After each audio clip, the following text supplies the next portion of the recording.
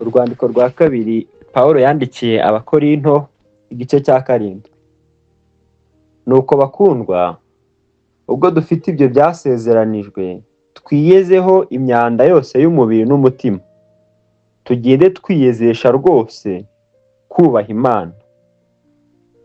Nimutwakire mu mitima yanyu, dore ntawe twagiriye nabi, ntawe twononnye, ntawe twariganije. Ibyo simbivugiye kubagaya, kuko maze kuvuga yuko muri mu mitima yacu ngo dupfane kandi tubaneho. Mbashiraho amanga cyane, kandi ndabirata cyane. Nuzuye ihumure, ndetse no mu makuba yacu yose ngira umunezero usesekaye. Ubwo twazaga i Makedoniya, imibiri yacu ntirakaruhuka na hato, ahubwo twababajwe uburyo bwose. Inyuma hari intambara, imbere hari ubwoba. Ariko Imana ihumuriza abicisha bugufi, yaduhumurishije kuza kwa Tito. Nyamara si ukuza kwe konyine, ahubwo no guhumurizwa yahumurijwe namwe, nuko yadutekerereje urukumbuzi rwanyu mwankumburaga, n'umubabaro mwangiriraga, n'ishyaka mwandwaniraga. Nicyo cyatumye ndushaho kwishima. Nubwo nabateje agahinda rwa rwandiko sinicuza, kandi nubwo nicuzaga, mbonye yuko urwo rwandiko rwabateye agahinda, nubwo kari ak'umwanya muto gusa kagashira. None ndishimye.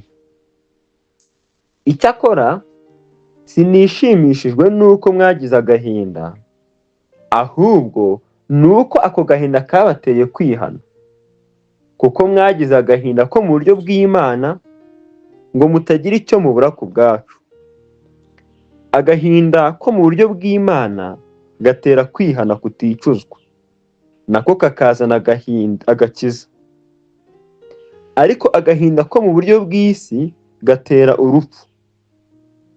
Aho ntimurora ako gahinda ko mu buryo bw'Imana, uburyo kabateye umwete mwinshi ungana utyo, ukabatera kwiregura no kurakara no gutinya n'urukumbuzi n'ishyaka no guhora.